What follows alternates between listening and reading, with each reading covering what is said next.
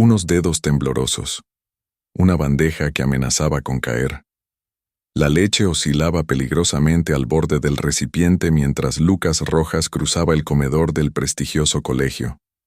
Aquel temblor ligero en sus manos, siempre presente, lo convertía en blanco fácil.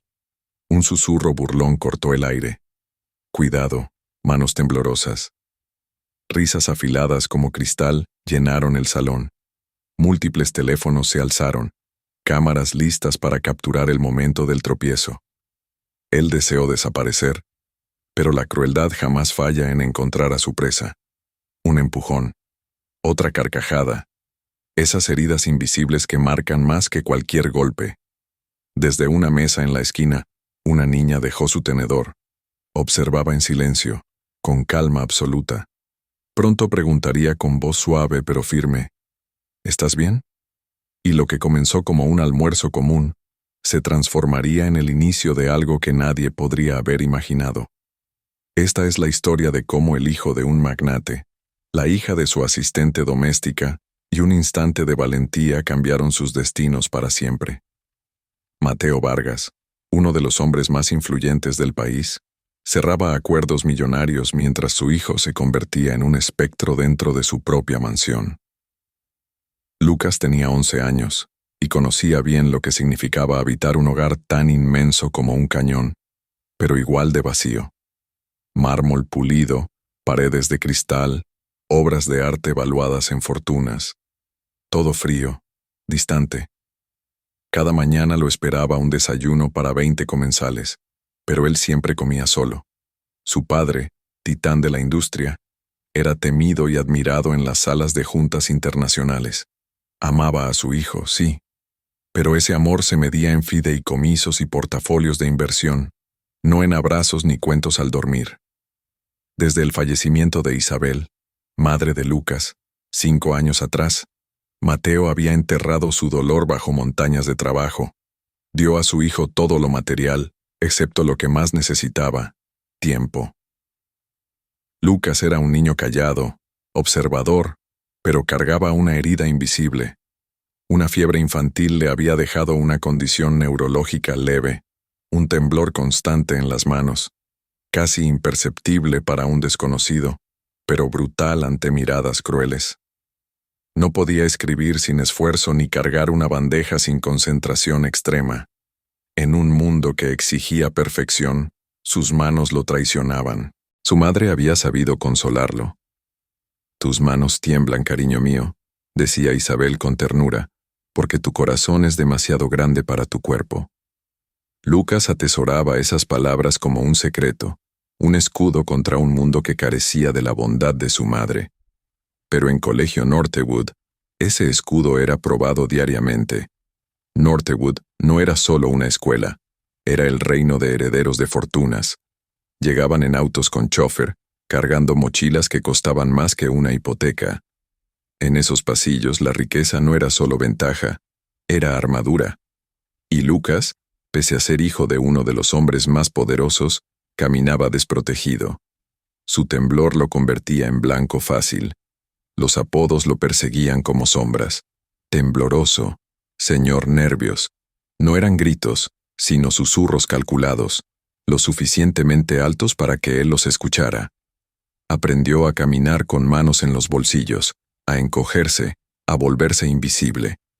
Durante los almuerzos, se refugiaba en la biblioteca, donde las páginas de sus libros eran sus únicas amigas.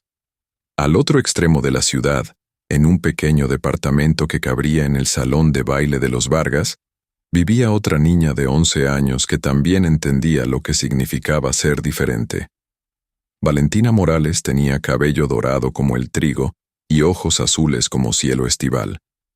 Su mundo no estaba hecho de mármol ni cristal, sino del aroma a pan recién horneado por su madre y el calor de muebles sencillos, gastados por los años. Elena Morales, su madre, trabajaba como supervisora de limpieza en la mansión de los Vargas. Mujer fuerte y digna, madre soltera que luchaba incansablemente por darle a Valentina un futuro mejor. Ese futuro llegó mediante una beca para Northwood. Pero desde el primer día, Valentina supo que era una forastera en territorio ajeno. Aún así, ella portaba un legado distinto.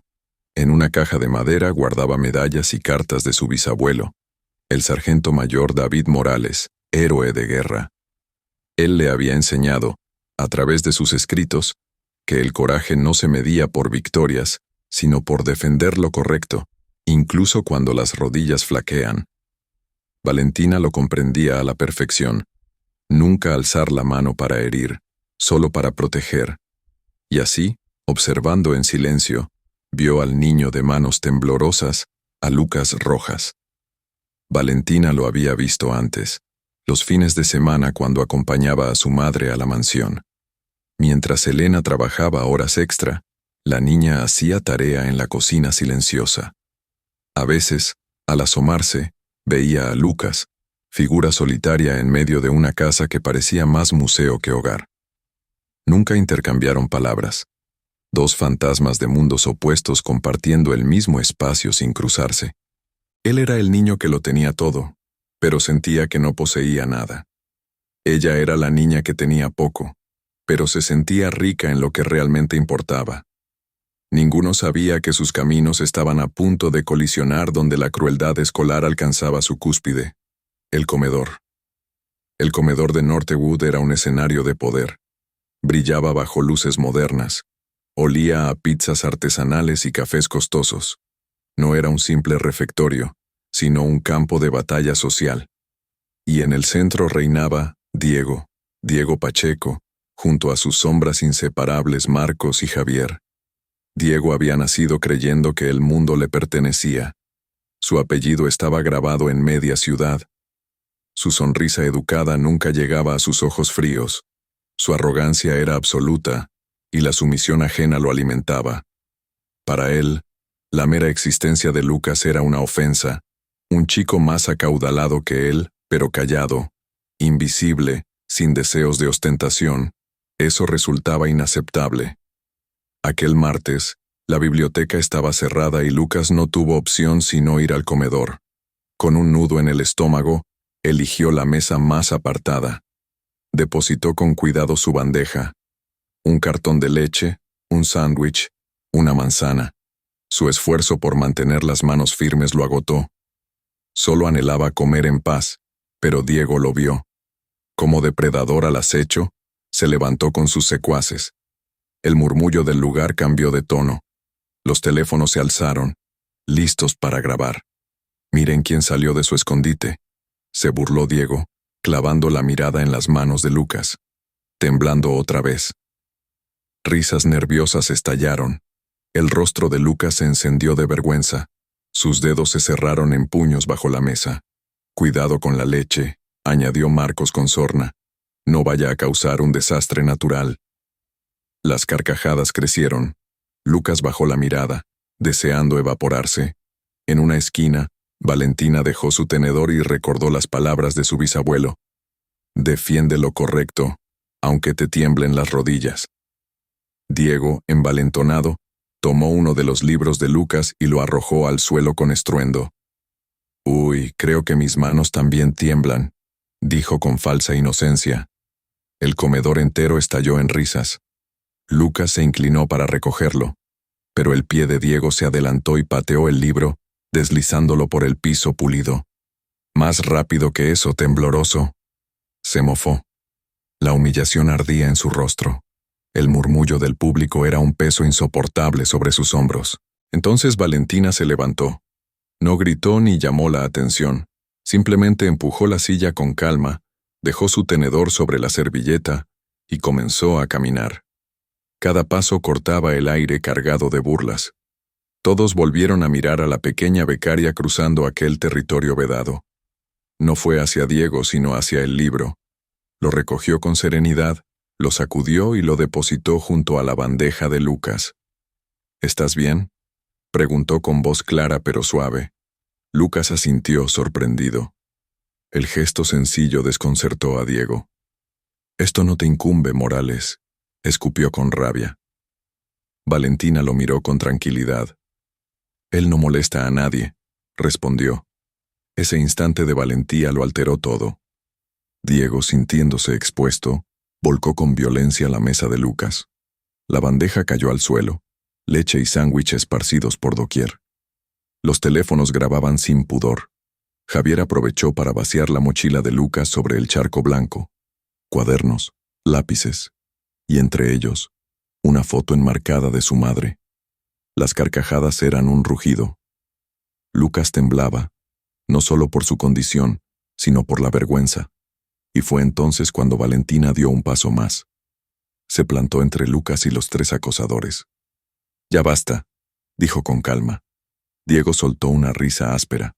«¿Basta? Apenas comenzamos». Le dio un empujón al pasar y alzó la mano hacia Lucas, decidido a ridiculizarlo con un toque en la frente.